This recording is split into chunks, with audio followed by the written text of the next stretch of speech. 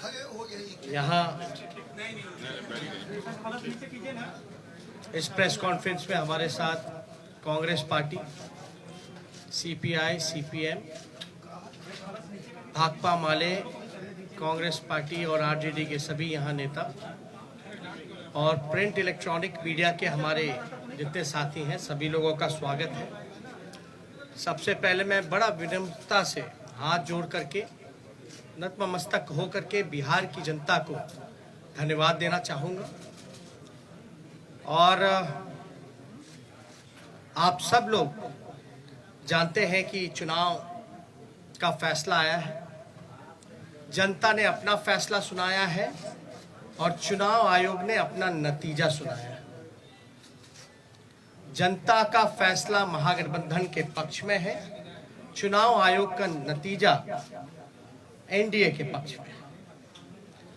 आप सब लोग ये समझ सकते हैं कि जनता का जो जनादेश है और जो नतीजा इलेक्शन कमीशन का है, नतीजे और फैसले का बड़ा अंतर है। फैसला हमारे पक्ष में और नतीजा उनके पक्ष में। ये कोई बिहार में पहली ऐसी कोई घटना नहीं है।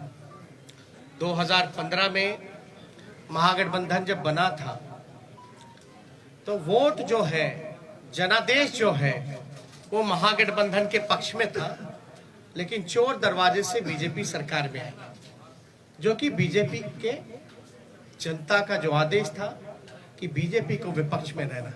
लेकिन बिहार के मुख्यमंत्री लालच में, लोभ में या डर के कारण, या आप कह सकते हैं बीजेपी ने हाईजैक कर लिया।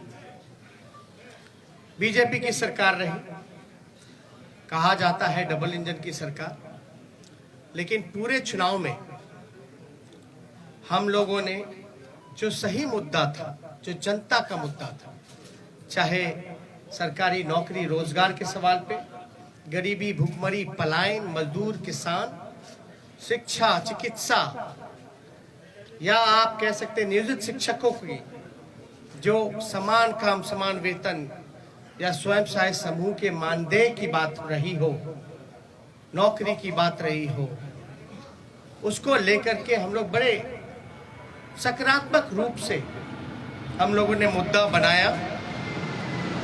और मुझे खुशी है कि जनता ने हम लोगों का साथ दिया और उस मुद्दे पे चर्चा हुई।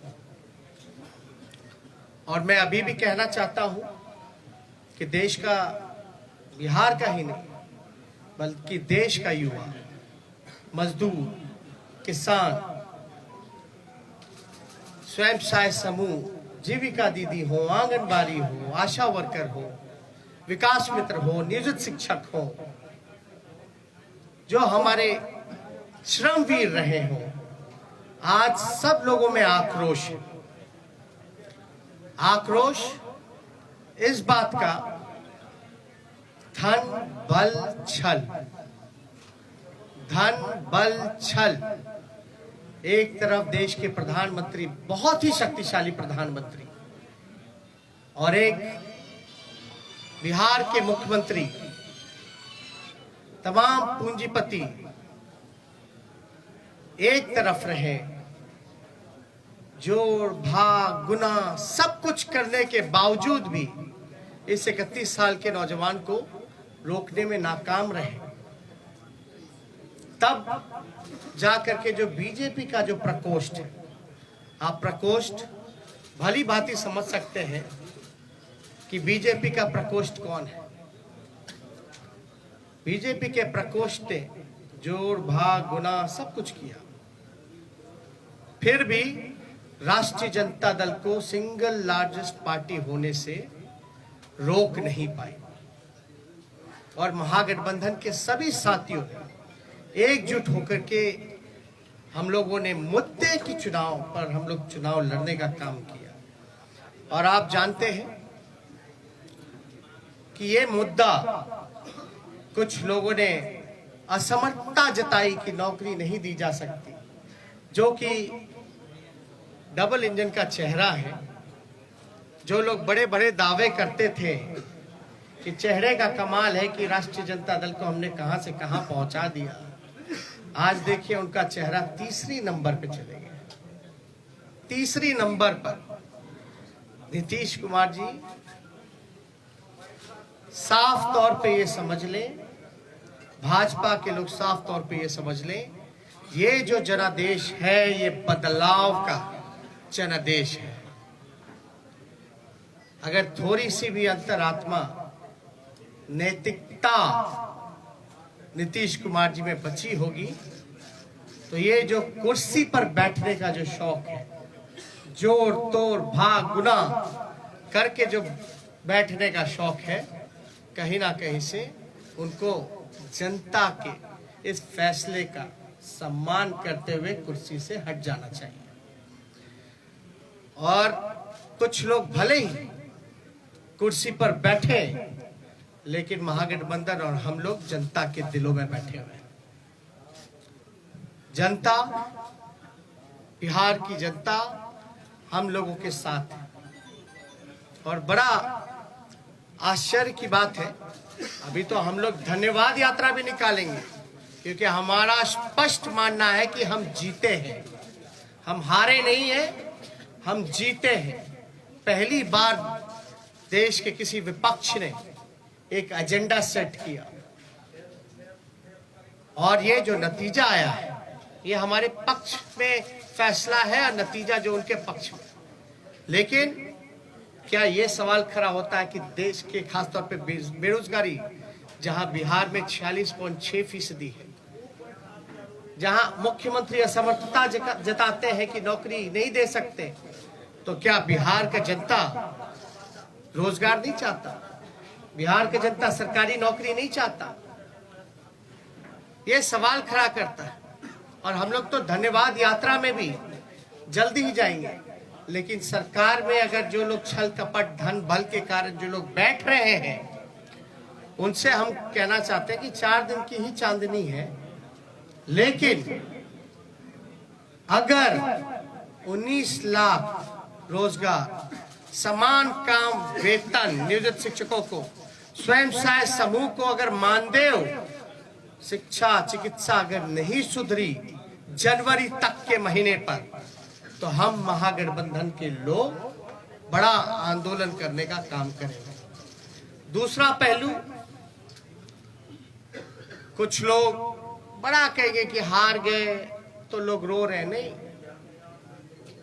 हम लोग रोने वाले लोग नहीं हैं, हम लोग संघर्ष करने वाले लोग, जनता के बीच रहने वाले लोग, सबको साथ लेकर के चलते हैं। जहां भी रहेंगे जनता की आवाज को बुलंदी से उठाते रहेंगे। लेकिन आप सब लोग देखिएगा कि आखिर कहां जोर तोड़ भाग गुना हुई। तो कुछ सवाल है, हम आपको counting of postal ballot papers की प्रक्रिया बता दें। काउंटिंग पोस्टल बैलेट में एक दिन पहले ही राष्ट्रीय जनता दल के पेज से एक वीडियो जो है एक जारी किया गया था, ठीक चुनाव से पहले। उस वीडियो में साफ तौर पे दिखाया था कि रात के अंधेरे में आरा में रात के अंधेरे में एक गाड़ी निकली, उस गाड़ी में पोस्टल बैलेट के बक्से निकले।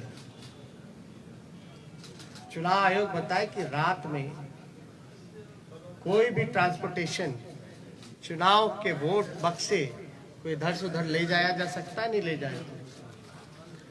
और अगर आप इन्हीं के लॉस की बात करें इलेक्शन कमीशन का कि क्या प्रोसीजर होना चाहिए, counting of postal ballets paper 15.15.4 इनका पॉइंट है, उन्हीं का इलेक्शन कमीशन का। As per the requirement of Rule 54A of CE Rules 1961, the postal ballot shall be taken up for counting first at the returning officer's table. मतलब postal ballot की गिनती जो है उसकी प्रक्रिया पहले होनी चाहिए। साफ तौर पे इसमें लिखा है। और under the law rule 54A of the conduct of the election rules 1961, the postal ballot papers are to be counted first. It is clarified further that it is not necessary to wait for the counting of postal ballots to be completed before counting of votes recorded in EVM starts. मतलब आपको जरूरी नहीं आप इंतजार कर सकें, आपको प्रक्रिया जो है समांतरण शुरू कर देनी चाहिए। वोटों की, पोस्टल बैलेट की वोटों की गिनती पहले ही शुरू कर देनी चाहिए। ये मेरा नहीं है, ये तो चुनाव आयोग का है। After a gap of 30 minutes from the commencement of counting of postal ballot papers, the counting votes of EVM can start. और 30 मिनट के बाद आप ईवीएम की जो प्रक्रिया है वो चालू कर सकते हैं। Counting of postal ballot paper shall be done at returning officers table. All postal ballot papers received by returning officer should be brought before him, her. Only such postal ballot papers are received before the hour fixed for commencement of the counting shall be counted. तो इसमें साफ तौर पे ये जिक्र किया गया है कि प्रक्रिया जो है पोस्टल बैलेट की पहले होनी चाहिए। और जरूरी नहीं है कि आप जो है पहले ईवीएम के ही करिए, आप पोस्टल बैलेट पहले काउंट कीजिए, उसके 30 मिनट बाद आप ईवीएम की गिनती चालू कर सकते हैं। एक और है 15 पॉइंट, पेज नंबर 260 में जाके देखिएगा। In case the victory margin is less than total numbers of postal ballot received, then there should be a mandatory reverification of all postal ballots in the presence of observer and the RO. All the postal ballots rejected as invalid as well. Postal votes counted in favor of each and every candidate shall once again be verified and tallied. The observer and the RO shall record the finding of re-verification and satisfy themselves before finalizing the result. The entire proceeding should be videographed without compromising the secrecy of ballot, and the video cassettes CD should be sealed in a separate envelope for future reference. इसमें साफ तौर पे है कि आप चाहे postal जो invalid हो या वैलिड हो, आपको ऑब्जर्वर और इन सब के सामने जो है वीडियोग्राफी करा करके इसका सीडी भी जितना वीडियोग्राफ्ट है, कैसेट्स है, इन सब को सील करके रखा जाए। और ये सील का जो ड्यूरेशन होता है ये बड़ा इंटरेस्टिंग है। चुनाव नतीजे के 40 दिन तक इलेक्शन कमीशन को ये अनुमति है कि वो पोस्टल बैलेट्स को जो है सील रख सकते हैं। आप शिकायत जो होगा आपको सेटिस्फाई करना है। You have to satisfy all the candidates whether if they have doubts, because ये इलेक्शन कमीशन की ड्यूटी है। अब एक और इंटरेस्टिंग डेटा आप लोगों को हम बताना चाहेंगे। एनडीए को जो कुल वोट मिला 1,57,728। मैं दोहरा दूं, एनडीए का जो कुल वोट है 1,57,728, जिसका प्रतिशत निकल के आता है ऑल ओवर चुनाव का 37.3। महागठबंधन को वोट जो मिले 1,56,88,458, 1,58,88,458 जो कुल प्रतिशत महागठबंधन का निकल के आता है वो 37.2। हमें मिले 37.2 और एनडीए को मिले 37.3, यानी 1 पॉइंट का अंतर है। 0.1 का अंतर है, जो कि अगर वोट में अगर कन्वर्ट करें तो ये 12,270 वोट का अंतर, यानी एनडीए और महागठबंधन का कुल वोटों का अंतर 12,270 का है। अब 12,000 में वो उनको 15 सीट लीडिंग पे है, आगे है। ये आश्चर्य की बात है कि 12,000 में वो 15 सीटें जीत गए। और याद कीजिएगा, अद्भुत आंकड़ा हम आपको और भी देंगे कि पोस्टल बैलेट्स वोट कौन देता है? जो सर्विस में है, ज्यादातर शिक्षक लोग हैं जो कि एजुकेटेड हैं, वो लोग हैं जो जागरूक लोग हैं, जो जानते हैं कि वो पोस्टल से भी मतदान कर सकते हैं। और कई लोग ऐसे होंगे जो कई बार पोस्टल से मतदान किया गया होगा, एनवलप में करते हैं, बैलेट पे करते हैं। यानी जो जागरूक व्यक्ति है वही ये काम कर सकता है। आप एक पोस्टल को आप रिजेक्ट कर देते हैं, एक रिजेक्ट समझ में आता है, 10 रिजेक्ट समझ में आता है, 50 रिजेक्ट समझ में आता है। आप 900 पोस्टल वोट रद्द कर रहे हैं, 700 पोस्टल वोट रद्द कर रहे हैं, 500 पोस्टल वोट रद्द कर रहे हैं। और रद्द हो रही है तो ये चुनाव के उम्मीदवार का जिम्मेवारी तो नहीं है। रद्द किस वजह से किया गया और इतनी बड़ी संख्या में रद्द क्यों हुआ? जब हमारे कैंडिडेट्स ने जब मांगा रिटर्न में आरओ से कि लिखित में दीजिए कि आपने रद्द क्यों किया, आरओ की जिम्मेदारी है कि वो कैंडिडेट्स को सेटिस्फाई करे, जो कि हमने आपको गाइडलाइन में बताया। और किससे पूछ करके इलेक्शन कमीशन ने गिनती जो है लास्ट में पोस्टल का किया और रद्द करने का काम किया? पहले क्यों नहीं काउंटिंग कराई गई? किसके दबाव में? अगर जहां भी पोस्टल अगर बाद में काउंट हुए हैं तो हमारी मांग है, क्योंकि 40 दिन तक सील्ड रहता है, रिकॉर्डेड होने चाहिए, वीडियोग्राफी लाइए, वैलिड इनवैलिड बैलेट पेपर्स को सामने रखिए और रिकाउंटिंग कराया जाए। ये हमारे महागठबंधन लोगों की मांग है, उस पर रिकाउंटिंग कराया जाए। हमारी जो हार हुई 17 वोट से, 12 वोट से, 50 वोट से, 70 वोट से, 100 वोट से, 150 वोट से, लगभग 20 सीटों को हराया गया। ये कौन जवाब देगा? ये लोग बोलते रहे रोए रोए, लेकिन मेरा सवाल जायज है। चुनौती देता हूं बिहार के मुख्यमंत्री को, जो चोर दरवाजे से सत्ता हथियाना चाहते हैं, सत्ताधारियों को, कि पोस्टिंग पोल, एक सवाल का जवाब दे कि पोस्टिंग जो हुआ है बैलेट का, पोल जो हुआ है वो पहले होना चाहिए या बाद में होना चाहिए? वही लोग बताएं। मेरा सवाल है, अब बाद में हुआ तो किसकी गलती है? बस इतना सा मामूली सा सिंपल आंसर हम जानना चाहते हैं कि आप जो गाइडलाइंस है चुनाव आयोग का, साफ तौर पे इस पे लिखा हुआ है,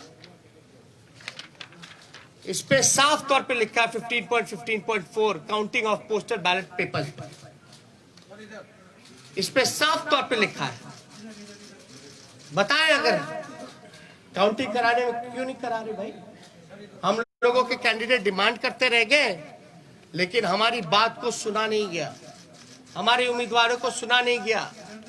लास्ट में कई जगह तो ऐसा हुआ, राघोपुर का ही हम बता दें, राघोपुर का हम अपना बता दें, 3 बजे तक प्रक्रिया पूरी कर ली गई, रात के 11 बजे सर्टिफिकेट मिल गया। 11 बजे मेरा तो 37,000 का डिफरेंस था, लेकिन जहां कम मार्जिन, जहां हम जीत रहे थे, वहां पोस्टल बैलेट 900 संख्या में, तो आप कराते क्यों भैया? जब रद्द ही करना है तो पोस्टल पे काउंट ही मत कर, वोट ही मत कराइए। अगर पोस्टल का अगर कोई वैल्यू नहीं है, रद्द ही करना है, तो आप वोट क्यों कराते हैं? काउंटिंग प्रक्रिया में क्यों जोड़ते हैं? या तो रिकाउंटिंग कराइए, आपके पास तो पूरा दस्तावेज, सब दूध का दूध, पानी का पानी हो जाएगा, पता चल जाएगा कौन किसके दबाव में काम कर रहा है, किसके इशारे पे काम कर रहा है। तो ये कई जगह तो सर्टिफिकेट दे करके छीनने का प्रयास किया गया। अब आप बताइए, हम सबूत कहां से लाए? ना मोबाइल ले जाने दिया जाता है, मोबाइल ले जाने दिया जाता तो सब पता चल जाता, ना किसी को प्रवेश किया करने दिया जाता है। हमको तो छोड़ दी, मीडिया के लोगों को भी प्रवेश नहीं करने दिया जाता है, और लोग कह रहे हैं कि सबूत ला। कहां से लाए सबूत? सबूत तो वहीं से आएगा ना जब आप इसकी रिकॉर्डिंग निकालिएगा, सीसीटीवी की, वीडियोग्राफी की। बैलेट इनवैलिड जो क्यों निकाल के दिखाओ ना जनता को। क्या जिनका रद्द किया गया वोट, क्या तो आप वोटर मानते ही नहीं है? अगर रद्द हुआ तो क्या प्रक्रिया है कि वो फिर से पुनः मतदान करे? चुनाव आयोग के लिए तो एक एक वोट का महत्व है ना। लोकतंत्र में आप 900 वोट पोस्टल बैलेट का रद्द कर दीजिएगा एक कॉन्स्टिट्यूएंसी में, और वो भी एजुकेटेड जागरूक वोटर्स का, जो सर्विस में है, उनके वोट के मान नहीं होगा, तो भाई सवाल तो बनता है। क्योंकि ये लोकतंत्र बचाने की लड़ाई है, और लोकतंत्र कैसे बचे? और एक वोट से हार भी होती है, जीत भी होती है। लेकिन आप देख रहे होंगे ना, चेहरे का चमक कहां चला गया? तीसरे नंबर पर। अब तक सामने नहीं आए, फिर क्वारंटाइन हो गया, फिर क्वारंटाइन हो गया। अरे भैया, अंतरात्मा जगाइए। नैतिकता, सिद्धांत, नीति, विचार सब धूमिल आपने कर लिया। अब आपने तो खुद कहा संन्यास लेने की बात। संन्यास लेने का काम कर रहे हैं तो कम से कम आखिरी के क्षण दिनों में काली अपने मुंह पे मत पुतवा करके जाइए। काली अपने मुंह पर या जनता का हाय लेकर के अपने राजनीतिक सफर का अंत मत कीजिए नीतीश जी। अंतरात्मा जगाइए। इसलिए हम सब लोगों को लगा कि ये प्रेस कॉन्फ्रेंस करना, और मैं पुनः बिहार को धन्यवाद दूंगा, धन्यवाद यात्रा करूंगा। भले ही छल कपट से कुर्सी पे ना बैठ पाए, लेकिन जो लोगों ने अपने दिलों में बैठाया है, इसके लिए हम जरूर जनता को धन्यवाद देंगे। और हमारा मानना है महागठबंधन की जीत हुई है, डबल इंजन की हार हुई है, जनता हमारे साथ है। और कुछ प्रकोष्ठ के लोग जो नतीजा, फैसला नहीं, जिन्होंने नतीजा सुनाया, वो भी तो किसी के दबाव में काम कर। तो इसलिए ज्यादा कुछ ना कह के, अगर आप लोगों का कोई सवाल हो तो उसका जवाब देना चाहिए। एक मिनट, सवाल बहुत संगठित तरीके से पूछेगा, एक पर एक। हाँ, आप पूछिए। क्या महागठबंधन बिहार में फिर से सरकार बनाने की कोई कोशिश करेगी? कहीं से उम्मीद वैसी है, या फिर और कोई आंकड़ों के द्वारा सरकार बनाने की कोई कोशिश होगी? देखिए, हमने साफ तौर पे बोला, ये मैंडेट जो है बदलाव का मैंडेट है। ये जनादेश जनता ने बदलाव के लिए दिया। तो जो लोग बदलाव के साथ हैं, इन चीजों को समझेंगे तो जरूर वो अपना फैसला लेंगे। क्या आरजेडी इस कोशिश में है कि जो छोटे दल को साथ में लिया जाए? अभी आपको हमने तो साफ तौर पे बोला कि ये जनादेश जो है बदलाव का है। ये उनके ऊपर है कि वो जनता के साथ, इस फैसले के साथ रहते हैं नहीं रहते। इधर से एक सवाल। तेजस्वी जी, कांग्रेस को 70 सीटें आरजेडी ने दी, महागठबंधन में 70 सीटें मिली, 19 सीटें वो केवल जीते। उनके ही नेता कह रहे हैं कि हमारी वजह से तेजस्वी की सरकार नहीं बन पाई। आपका क्या रिएक्शन है इस पर? क्या आपको मलाल है कि आपने कांग्रेस को 70 सीटें दे दी? पहली बात, महागठबंधन हम लोग मजबूती के साथ चुनाव लड़े। हम लोग एक दूसरे के साथ मजबूती के साथ खड़े हैं। कौन क्या कहता है ये विश्लेषण का समय नहीं है। अभी जो बात है, ये समय है कि हमको जो हराने का प्रयास किया जा रहा है, जो हमने सिंपल सा सवाल पूछा है कि जो रद्द हुए हैं क्यों हुए हैं, प्रक्रिया उसकी शुरुआत की थी, अंत में आपने ये क्यों किया, आपने रिटर्न में लिख करके क्यों नहीं दिया। मेरा अभी भी मानना है कि लगभग ऐसे 20 सीटें जो हैं हम लोगों को हराया गया है। एक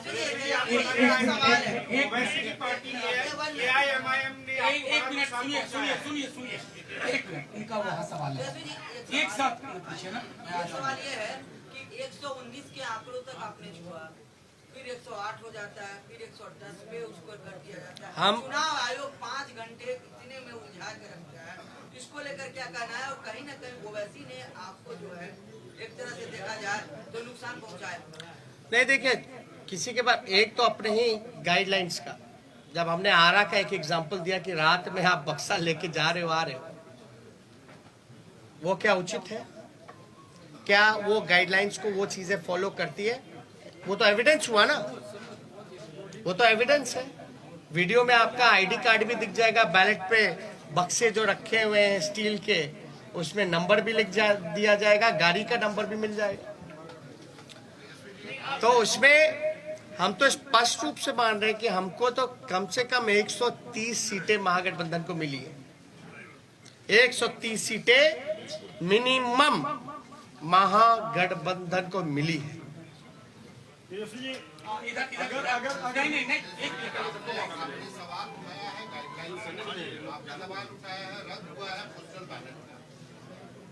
गठबंधन आज की तारीख में जब सरकार नहीं बनी है बिहार में, अभी तक फॉर्मल नहीं हुआ है, गठबंधन इलेक्शन कमीशन को डॉक में लेने के लिए, you are putting the election commission on the dock. I have been asking simple question to release, to satisfy the candidates whatever their queries has. That's it. If they will not satisfy the candidates, then we might go to the court. और sir, आपको लगता है कि Owaisi party AIMIM ने आपको बड़ा नुकसान पहुंचाया है, खासकर अगर सीमांचल की बात करें? और क्या महिला मतदाताओं का रुझान इस बार भी आपके पक्ष में नहीं आया है क्या? ये बहुत ही अच्छा सवाल। हम तो कह रहे हैं हम 130 सीट जीते हुए हैं, हम तो बहुमत में आ गए, हम तो बोल रहे हैं कहां नुकसान पहुंचाया। दूसरी बात, साइलेंट वोटर्स, ये साइलेंट वोटर्स है कि इनविजिबल वोटर्स है? और साइलेंट वोटर क्या बोल रहा है? आप लोगों को कौन बोल दिया कि साइलेंट वोटर ने एनडीए को वोट दिया? हम तो जानना चाहते हैं। तब तो साइलेंट वोटर रहा ही नहीं ना। जब प्रधानमंत्री जी साइलेंट वोटर का जिक्र कर रहे हैं, उनके पर तो लोग बड़ा वोकल होते थे, अब साइलेंट हो गए। और साइलेंट हो गए तो प्रधानमंत्री जी को कान में जाके बोल दिया गया। जब बोल ही दिया तो साइलेंट कहां रह गए? ये साइलेंट वोटर थे ही नहीं, ये साइलेंट वही है जो इनविजिबल वोटर है, जो कि बीजेपी के प्रकोष्ठ है।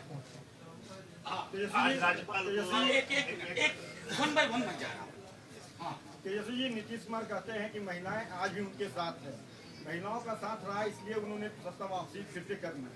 दूसरी बात, आप कह रहे हैं कि हमारे साथ अन्याय हुआ है, तो क्या न्याय पाने के लिए कोर्ट का दरवाजा खटखटाएंगे, सुप्रीम कोर्ट, हाईकोर्ट जाएंगे आप लोग? देखिए, कौन किसके साथ है, कहां किसके साथ है, हा? लेकिन हमारे आंकड़े के हिसाब से जो कैंडिडेट वहां रहे, हम तो 130 पे हैं। हम तो ये कह रहे बिहार की जनता हमारे साथ है। आप क्यों जोड़ गुना भाग करा करके आप सरकार हथियाना चाहते हो? पहली बात, महिलाओं की जहां तक बात आएगी, तो जब सरकारी नौकरी मिलता है तो उसमें महिलाएं नहीं है? आप देखिएगा, महंगाई इतनी बढ़ गई तो क्या महिलाओं के किचन को इफेक्ट नहीं किया? सिलेंडर का दाम क्या है? घर का बिजली बिहार में सबसे महंगा है, क्या वो महिलाओं को असर नहीं करता है? ये महिला को अगर पहले नुकसान होता था अगर शराब का, घर का पैसे का, तो 200 रुपए का, आज नीतीश कुमार जी की वजह से जो ब्लैक मार्केट बन गया है वही 200 रुपए से ज्यादा 500 रुपए का घाटा हो रहा है महिलाओं को। तो कहां से उनके साथ महिलाएं भाई? ये सब केवल एक स्क्रिप्टेड प्रोपेगेंडा चलाया गया है, और जो कि इस इलेक्शन में ये जितने स्क्रिप्टेड प्रोपेगेंडा चलाने की कोशिश की गई, अरे आपने तो देखा इस चुनाव में इतने शक्तिशाली पीएम हो, मुख्यमंत्री हो, अब शब्द भी मेरे को कहा, मेरे परिवार को कहा, फिर भी हम आशीर्वचन के तौर पे हमने चुनाव लड़ा। तो कहां से आपका? देखिए सिंपल, मैं तो सत्ता में बैठे लोगों से भी पूछना चाहता हूं कि आप बताइए प्रोसीजर क्या है पोस्टल का, गिनती की क्या प्रक्रिया है, क्या वो फॉलो हुई है नहीं हुई है? अगर हुई नहीं हुई जो भी छोड़िए अलग बात, या हमारे जो उम्मीदवार रहे अगर वो कोई क्वेरी इलेक्शन कमीशन को उस समय पूछ रहे थे तो उस समय इनकार क्यों किया गया, लिखित तौर पे क्यों नहीं दिया गया? और अब हम सभी उम्मीदवार जो है लिख करके इलेक्शन कमीशन को भेज रहे हैं, और हमको तो सीडी भी चाहिए, वीडियोग्राफी भी देखना है। इससे पहले कि मैं अगला सवाल तेजस्वी जी के लिए लूं, मैं एक चीज और उसमें जोड़ देना चाहता हूं। इस बार सबसे बड़ा पोस्टल बैलेट का आधार था नियोजित शिक्षकों की। बिहार सरकार और उसके मुखिया को मालूम था कि ये पूरी की पूरी नियोजित शिक्षकों का समुदाय शिफ्ट कर गया है, इसलिए इनवैलिड करने की कोशिश हुई, और वो सब चीजें हम एविडेंस के तौर पर मांगेंगे और इनके जीते हुए लोग हारेंगे। और एक बात, इनवैलिड करने का कारण जो हमको संदेह है ये है कि पोस्टल की जितनी भी काउंटिंग हुई है, एज एन एग्जाम्पल राघोपुर अगर लेते हैं, मेरे क्षेत्र का लीजिएगा, जहां हम 37,000 से चुनाव जीते, जहां हम अच्छे से चुनाव जीते हैं, वहां भी पोस्टल में हम जीते हुए हैं लगभग 3 गुना ज्यादा से। एक एग्जाम्पल अगर रूनी सैदपुर का लीजिएगा सीतामढ़ी का, तो वहां लगभग जो है 15 से 20,000 वोटों से हारे हैं, 25,000 से हारे हैं, लेकिन वो हारे हुए 15 से 20,000 क्षेत्रों में भी पोस्टल में एक तरफा हम लोग लीडिंग किए। यानी पोस्टल में जो मनोज झा जी ने कहा कि ज्यादातर पढ़े लिखे लोग शिक्षकों का, नियोजित शिक्षकों का रहा है, जिन मुद्दों के साथ हम समान काम समान वेतन दिलाने की जो बात कही थी, हमारे पक्ष में वो वोट मिले जिसको रद्द किया गया।